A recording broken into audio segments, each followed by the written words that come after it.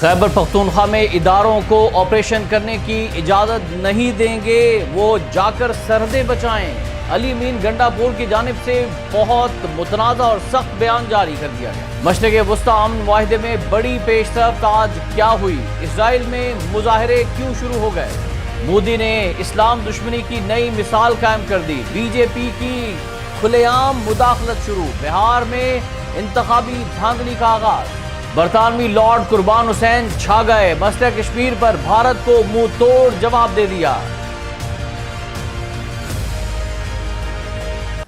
بسم اللہ الرحمن الرحیم، السلام علیکم ناظرین، آپ دیکھ رہے ہیں خبرگام اور میں ہوں احتشام الرحمان۔ ناظرین، وزیر اعلیٰ خیبر پختونخوا علی امین گنڈا پور نے آج ایک ایسا بیان دیا ہے کہ جس کے بعد پاکستان میں ایک نئی بحث شروع ہو گئی ہے اور انتہائی سخت بیان ہے گنڈا پور صاحب کا اسٹیبلشمنٹ کے خلاف۔ وزیر اعلیٰ خیبر پختونخوا علی امین گنڈا پور نے کہا ہے کہ صوبے میں یعنی خیبر پختونخوا میں کسی کو کسی قسم کے آپریشن کی اجازت نہیں دیں گے، ادارے جا کر سرحدوں کی حفاظت کریں۔ آل پارٹیز کانفرنس ہوئی ہے آج خیبر پختونخوا میں، اور اس آل پارٹیز کانفرنس کے بعد علی امین گنڈا پور نے میڈیا کو بریفنگ دیتے ہوئے بتایا ہے کہ اے پی سی کا جنہوں نے بائیکاٹ کیا ان کے لیے ہمارے دروازے کھلے ہیں، اور آج کی کانفرنس صرف امن و امان کے حوالے سے دی۔ انہوں نے کہا کہ ماضی میں دہشت گردی کے خلاف آپریشن ہوا، دہشت گردی سے ہمارے صوبے کا بے حد نقصان ہو چکا ہے، اور قبائلی علاقوں کے مشیروں سے مشاورت کے بعد گرینڈ جرگہ بھی بلا رہے ہیں۔ وزیر اعلیٰ خیبر پختونخوا نے کہا کہ آپریشن کی اجازت نہ ہی دی جائے گی اور نہ ہی کوئی آپریشن اس صوبے میں ہمیں قبول ہے۔ وزیر اعلیٰ خیبر پختونخوا کا کہنا تھا کہ گڈ طالبان کی اجازت نہیں دیں گے، ہمارے ادارے گڈ طالبان کو سپورٹ کر رہے ہیں، یہاں گڈ طالبان کی کوئی گنجائش نہیں ہے۔ پہلے ادارے ڈرون سے کارروائی کر رہے تھے، اب دہشت گرد بھی ڈرون کے ذریعے حملے کر رہے ہیں، ہم صوبے میں ڈرون کے ذریعے کارروائیوں کی اجازت بھی نہیں دیں گے۔ گنڈا پور کا کہنا تھا کہ قبائلی اضلاع میں 300 پولیس اہلکار مقامی اقوام کے ذریعے تعینات کریں گے۔ ان کا کہنا تھا کہ سرحدوں کی حفاظت وفاقی حکومت کی ذمہ داری ہے، وفاقی ادارے جا کر سرحدوں کی حفاظت کریں، ہم اپنی سرزمین کی حفاظت خود کر سکتے ہیں۔ انہوں نے کہا کہ صوبے اور قبائلی علاقوں سے جو وعدے کیے گئے تھے وہ پورے کیے جائیں۔ اگست میں این ایف سی کا وعدہ کیا گیا، ہم اس کے لیے آئینی مطالبہ کر رہے ہیں۔ صوبے کی جو اثاثے ہیں وہ ہمارے ہیں، ہمارے اختیار میں ہیں۔ مائنز اینڈ منرلز بلز میں ایسی کوئی شک نہیں ہے کہ صوبے کا اختیار چھینا جا رہا ہے۔ وزیر اعلیٰ کے پی نے کہا کہ فرنٹیئر کانسٹیبلری کو وفاقی فورس بنانے کے خلاف ہم عدالت جا رہے ہیں، ہم کسی بھی وفاقی فورس کو صوبے میں کارروائی کی اجازت نہیں دیں گے، یہاں کوئی آپریشن نہیں ہونے دیا جائے گا۔ انہوں نے کہا کہ آل پارٹیز کانفرنس کا بائیک آؤٹ کرنے والی جماعتوں کو اگر فیصلوں کا علم تھا تو وہ بھاگ گئے ہیں، ہم اپنے فیصلے اب خود کریں گے جو صوبے کے عوام کے لیے ہوں گے۔ انہوں نے کہا کہ یہ چاہتے ہیں دہشت گرد کارروائی کریں، ڈرون حملے ہوں اور آپریشن ہو۔ وفاقی وزیر داخلہ پر تنقید کرتے ہوئے علی امین گنڈا پور نے کہا کہ محسن نقوی ان کی آنکھوں کا تارا ہے، یہ کرکٹ کے فیصلے کر سکتا ہے، فلائی اوور بنا سکتا ہے، لیکن ہمارے صوبے کے فیصلے نہیں کر سکتا۔ تو یہ انتہائی سخت بیانات ہیں جو کہ آج خیبر پختونخوا کے وزیر اعلیٰ علی امین گنڈا پور کی جانب سے دیے گئے ہیں، اور ہو سکتا ہے خاکم بدہن خدا نخواستہ انہیں اس بیان کا خمیازہ بھی بھگتنا پڑے۔ ادھر ناظرین، فلسطین کی مزاحمتی تنظیم حماس نے غزہ میں جنگ بندی سے متعلق امریکہ، قطر اور مصر کی حمایت سے تیار کردہ مجوزہ معاہدے پر اپنا باضابطہ تحریری جواب ثالثوں کو بھجوا دیا ہے۔ بین الاقوامی میڈیا رپورٹس کے مطابق حماس کا جواب مصر اور قطر کو دے دیا گیا ہے، جو اسرائیل کے ساتھ مذاکرات میں ثالث کا کردار ادا کر رہے ہیں۔ فلسطینی حکام نے جواب کی تصدیق تو کر دی ہے، لیکن اس کی تفصیلات ظاہر نہیں کی گئیں، اور یہ پیش رفت ایک ایسے وقت میں سامنے آئی ہے جب قطر میں اسرائیل اور حماس کے درمیان نرم یا مکمل جنگ بندی کے لیے مذاکرات جاری ہیں، اور مذاکرات کے دوران ایک نیا منصوبہ پیش کیا گیا ہے جس میں اسرائیلی افواج کے انخلاء، قیدیوں کے تبادلے اور جنگی ماحول اور مراحل کی وضاحت شامل ہے۔ اور حماس نے اپنے بیان میں کہا ہے کہ اب جنگ بندی کا انحصار اسرائیل کے فیصلے پر ہے۔ ادھر اسرائیلی پارلیمنٹ نے ایک متنازع قرارداد منظور کر لی ہے جس میں مقبوضہ مغربی کنارے میں اسرائیلی خود مختاری کو باضابطہ بنانے کی تجویز دی گئی ہے۔ حماس نے اس فیصلے کو مسترد کرتے ہوئے کہا ہے کہ یہ بین الاقوامی قوانین کی کھلی خلاف ورزی ہے۔ ادھر ناظرین، غزہ میں بھوک اور قحط کی سنگین صورتحال پر اسرائیل کے اندر سے بھی اب مخالفت کی آوازیں اٹھنے لگی ہیں۔ تل ابیب میں مظاہرین نے نیتن یاہو حکومت کے خلاف احتجاج کرتے ہوئے غزہ میں فوری جنگ بندی اور انسانی امداد کی بحالی کا مطالبہ کر دیا ہے۔ جو رپورٹس ہمیں اسرائیل سے موصول ہوئی ہیں آج، ان کے مطابق مظاہرین نے آٹے کے تھیلے اور فاقہ کش بچوں کی تصاویر اٹھا کر اسرائیلی فوج کی پالیسیوں کے خلاف آواز بلند کی ہے، اور اسرائیلی مظاہرین کا یہ کہنا تھا کہ فلسطینی عوام کو بھوکا رکھنا انسانیت کے خلاف جرم ہے۔ اسرائیلی ناکہ بندی کے باعث مصر کی سرحد پر کھڑے امدادی ٹرکوں کو غزہ میں داخل ہونے کی اجازت نہیں دی جا رہی، جس کے نتیجے میں غذائی قلت سنگین ہوتی جا رہی ہے۔ اقوام متحدہ کی فلسطینی پناہ گزینوں کی ایجنسی اونروا کے مطابق غزہ میں 10 لاکھ سے زائد بچے شدید بھوک کا شکار ہو چکے ہیں، اور سیو دی چلڈرن نامی تنظیم نے کہا ہے کہ غزہ میں ہر شخص فاقہ کشی کا شکار ہو چکا ہے، جبکہ صرف گزشتہ 3 دنوں میں 21 بچے بھوک سے جاں بحق ہو چکے ہیں۔ اس والے سے نیو یارک اور رام اللہ میں بھی مظاہرے کیے گئے، جن میں اسرائیل کی بھوک پالیسی کو جنگی جرم قرار دینے کا مطالبہ کیا گیا، اور پاکستان کی جانب سے اقوام متحدہ میں بھی اسرائیل کے اس جنگی ہتھیار کو جو بھوک کو انہوں نے بنایا ہے اور فلسطینیوں کی جو نسل کشی کی جا رہی ہے بھوک کے ذریعے سے، اس کی شدید مذمت کرتے ہوئے عالمی ضمیر جھنجھوڑنے کی کوشش کی ہے۔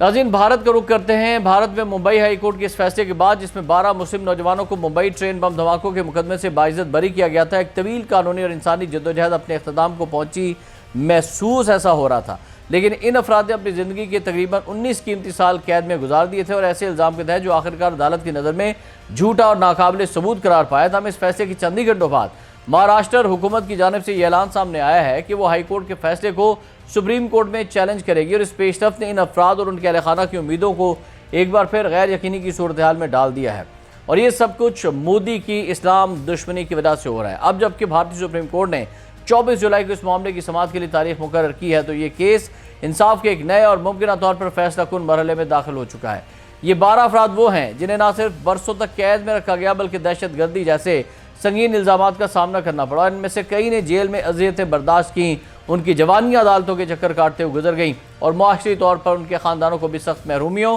اور بدنامیوں کا سامنا بھارت میں کرنا پڑا۔ اب جب بھارتی عدالت عالیہ نے انہیں بے گناہ قرار دے دیا ہے، تو یہ قانونی نظام کے اندر ایک اہم مثال بن چکی تھی، اور ہائی کورٹ کے فیصلے نے نہ صرف ان افراد کو انصاف دیا بلکہ تحقیقاتی نظام پر بھی بھارت میں کئی بنیادی سوالات اٹھا دیے تھے، اور عدالت نے اپنے فیصلے میں کہا تھا کہ استغاثہ جرم کو ثابت کرنے میں مکمل طور پر ناکام رہا، اور تفتیش میں خامیاں اور تضادات واضح تھے۔ اس عدالتی نظام کی ساکھ کو تقویت ملی کہ وہ بلا امتیاز انصاف فراہم کر سکتا ہے، چاہے اس میں کتنا ہی وقت کیوں نہ لگے۔ اب بھارتی سپریم کورٹ میں ہونے والی سماعت کا دائرہ محض قانونی دلائل تک محدود نہیں، بلکہ یہ سماعت اس سوال کا جواب بھی دے گی کہ کیا برسوں بعد بے گناہ قرار دیے گئے افراد کو ایک بار پھر بھارتی عدالتی عمل میں جھونکنا انصاف کے تقاضوں کے مطابق ہے، اور یہ محض ایک اپیل نہیں بلکہ انصاف کے دائرہ کار، ریاستی رویے اور انسانی وقار کے درمیان توازن کا بھی بھارت میں ایک نیا امتحان شروع ہو گیا ہے۔ ایک ایسے وقت میں کہ جب بھارتی معاشرہ فوری انصاف، شفاف تحقیقات اور انسانی حقوق کے حق میں آواز بلند کر رہا ہے، اس کیس میں بھارتی سپریم کورٹ کا فیصلہ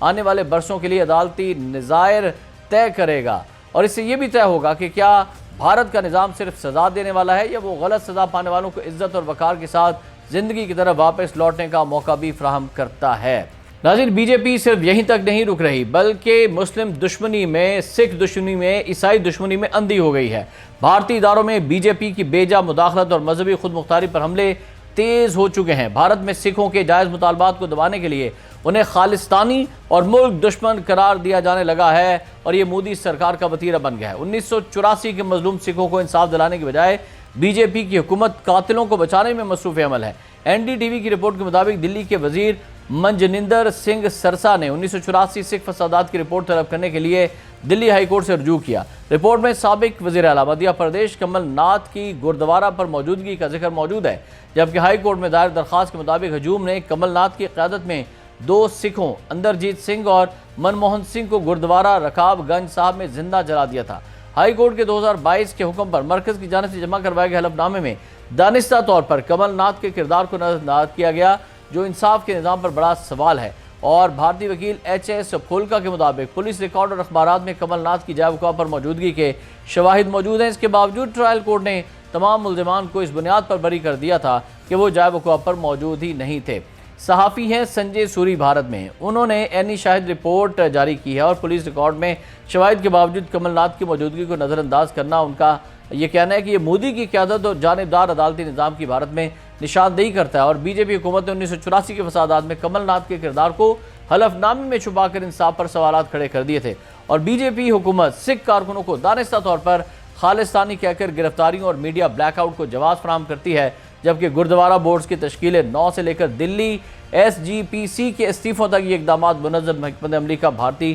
اور مودی سرکار کا حصہ ہیں۔ محض پی آر اقدامات کے ذریعے مودی سرکار سکھ برادری میں حکمران جماعت کے خلاف اجنبیت کم نہیں کر سکتی ہے، اور 1984 کی سکھ نسل کشی میں ملوث افراد کو مودی کی جانب سے تحفظ فراہم کرنا اس بی جے پی سرکار کی اقلیت دشمن پالیسی کی عکاسی کرتا ہے۔ ادھر مسلم دشمنی کے حوالے سے آپ کو ایک اور خبر دیں کہ بھارت میں نریندر مودی کے راج میں ریاستی انتخابات سے قبل انتخابی نظام کی ساکھ بھی خطرے میں پڑ چکی ہے۔ مودی سرکار نے بہار میں نیا NRC بغیر قانون سازی کے نافذ کر کے منظم دھاندلی کی تیاری مکمل کر لی ہے، اور مودی کی سرپرستی میں الیکشن سے قبل مسلم اکثریتی ریاست بہار میں انتخابی فہرست کی خصوصی نظر ثانی کی گئی۔ مودی سرکار کا دستاویزی ابہام کا سہارا لے کر لاکھوں افراد کو ووٹر لسٹ سے نکالنے کا منصوبہ تیار ہو چکا ہے، اور سپریم کورٹ کی ہدایت کے برعکس بھارتی الیکشن کمیشن نے عام شناختی دستاویزات مسترد کر دی ہیں، اور بھارتی اخبار دی وائر کے مطابق بہار الیکشن سے قبل سپریم کورٹ میں بھارتی الیکشن کمیشن نے شہریت کا ثبوت طلب کرنے کا اختیار حاصل ہونے کا دعویٰ کیا ہے۔ رپورٹ کے مطابق آدھار،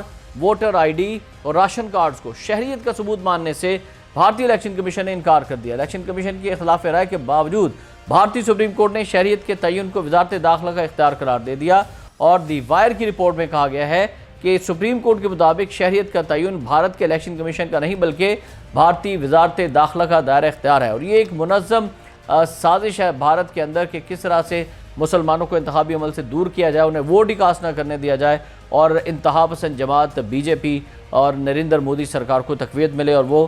بہار میں بھی کامیابی حاصل کرے۔ اور ناظرین، آخر میں آپ کو بتائیں کہ لندن میں برطانوی ہاؤس آف لارڈز کے اہم اجلاس میں بھارت اور پاکستان کے درمیان بڑھتی ہوئی کشیدگی پر تفصیلی بحث ہوئی، جس کے دوران اجلاس میں اراکین نے کشمیر میں انسانی حقوق کی خلاف ورزیوں، سندھ طاس معاہدے کی بھارتی معطلی اور خلاف ورزی، آبی بحران پر برطانیہ سے مؤثر سفارتی کردار ادا کرنے کا مطالبہ کیا گیا۔ اس موقع پر لارڈ قربان حسین نے اپنے خطاب میں کشمیر میں بھارتی مظالم، انسانی حقوق کی سنگین خلاف ورزیوں اور سندھ طاس معاہدے کی معطلی پر شدید تشویش کا اظہار کیا۔ انہوں نے کہا کہ مسئلہ کشمیر اقوام متحدہ کا سب سے پرانا تنازع اور پاک بھارت کشیدگی کی بنیاد ہے، جبکہ مقبوضہ کشمیر دنیا کا سب سے زیادہ عسکری زدہ علاقہ بن چکا ہے۔ لارڈ قربان حسین نے نشاندہی کی کہ مقبوضہ کشمیر میں 9 لاکھ قابض بھارتی فوجی اور نیم فوجی اہلکار تعینات ہیں، جنہیں armed forces special powers act کے تحت مکمل استثناء حاصل ہے۔ ایمنسٹی اور دیگر عالمی اداروں کی رپورٹس کے مطابق بھارتی مظالم سے اب تک 1 لاکھ کشمیری قتل ہو چکے ہیں، جبکہ ہزاروں زخمی اور لاپتہ ہیں، اور ہزاروں کشمیری بھارت اور مقبوضہ کشمیر کی جیلوں میں قید ہیں، جس پر عالمی انسانی حقوق کی تنظیمیں شدید تشویش میں مبتلا ہیں۔ انہوں نے مزید کہا کہ بھارتی فوج غیر قانونی حراستوں، تشدد، ماورائے عدالت قتل، اجتماعی زیادتیوں، جعلی مقابلوں اور جبری گمشدگیوں جیسے سنگین جرائم میں براہ راست ملوث ہے۔ انہوں نے بتایا کہ مقبوضہ کشمیر میں اب تک 3000 سے زائد اجتماعی قبریں دریافت ہو چکی ہیں، جو انسانی حقوق کی سنگین خلاف ورزیوں کی عکاسی کرتی ہیں۔ لارڈ قربان حسین نے بھارتی جارحیت کی مذمت کرتے ہوئے کہا کہ حالیہ پاک بھارت تنازع کی شدت نے کئی بین الاقوامی مبصرین کو حیران کر دیا ہے۔ بھارت نے سیاحوں کی ہلاکت کے بعد پاکستان پر الزام لگا کر آپریشن سندور شروع کیا، جبکہ پاکستان نے الزامات مسترد کرتے ہوئے مشترکہ تحقیقات کی پیشکش کی، اور بھارت نے یک طرفہ طور پر سندھ طاس معاہدے کو معطل کیا اور پاکستان کی خود مختاری کی سنگین خلاف ورزی کرتے ہوئے اس کی حدود میں حملے کیے، جس کے بعد صدر ٹرمپ کی ثالثی سے 10 مئی 2025 کو جنگ بندی ہوئی۔ ناظرین، بھارت نے سندھ طاس معاہدہ بحال نہ کرنے کا اعلان کر کے خطے کو دوبارہ کشیدگی کی طرف دھکیل دیا ہے، اور اس تنازع کے باعث دونوں جوہری طاقتوں کے درمیان کشیدگی میں اضافے کا خدشہ پیدا ہو گیا ہے۔ لارڈ حسین نے مزید کہا کہ بھارت کا پانی کو بطور ہتھیار استعمال کرنا انتہائی خطرناک قدم ہے، اور برطانیہ کو چاہیے کہ سندھ طاس معاہدے کی بحالی میں برطانوی حکومت اپنا مثبت کردار ادا کرے اور بھارتی حکومت پر دباؤ ڈالے۔ ناظرین، آج کے اس ویلاگ سے فی الوقت اتنا ہی۔ احتشام الرحمان کو اجازت دیجیے گا۔ اللہ حافظ۔